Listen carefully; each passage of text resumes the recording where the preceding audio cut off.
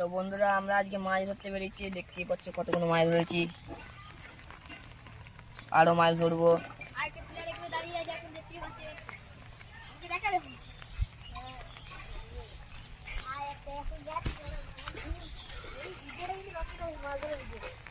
এখন মাছ ধরা চালু হবে, দেখতেই পাচ্ছেন।